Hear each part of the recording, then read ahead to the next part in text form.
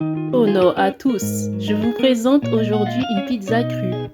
Pour ce faire, vous aurez besoin d'amandes émondées, de sarrasin décortiqué, de tomates cerises, de poivrons rouges, de gousses d'ail, de poivre, d'origan et de sel.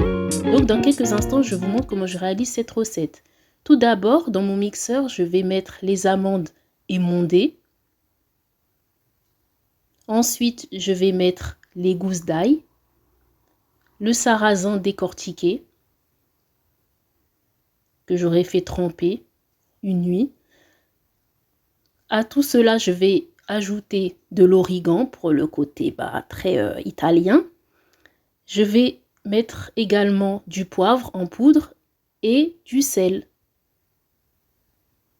Donc, à toute personne qui aime les épices, qui se respecte, j'ai failli oublier de mettre du piment en poudre. Donc là, j'allume mon mixeur et je mets à vitesse maximale.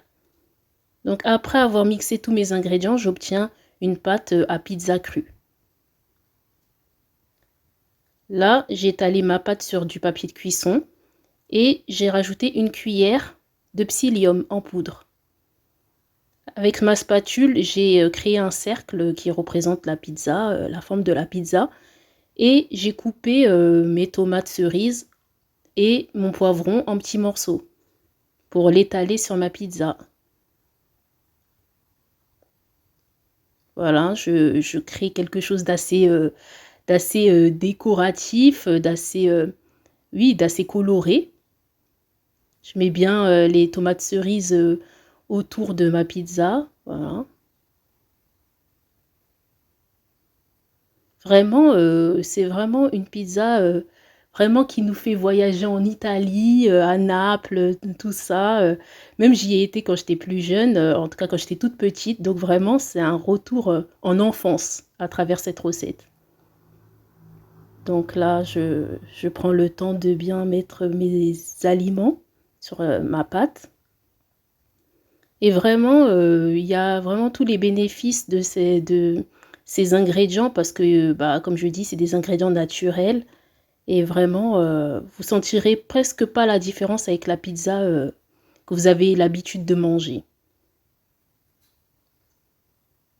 Moi, vraiment, c'est une recette vraiment indispensable dans mes changements alimentaires que j'ai mis en place depuis pas mal d'années.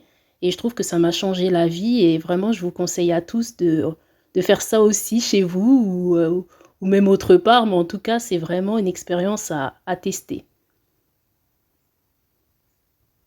Donc voilà, là, maintenant, je mets mes poivrons en morceaux au milieu de ma pâte à pizza crue.